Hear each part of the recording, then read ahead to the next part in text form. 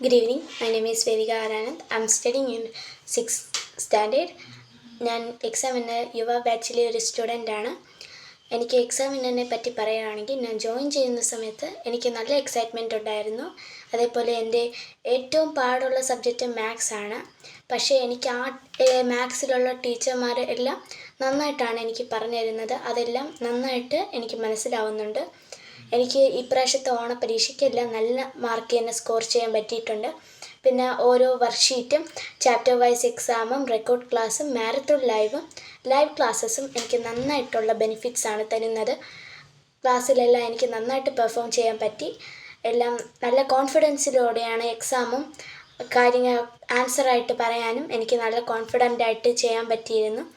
So thank you Examiner family for this wonderful glorious to us. Thank you.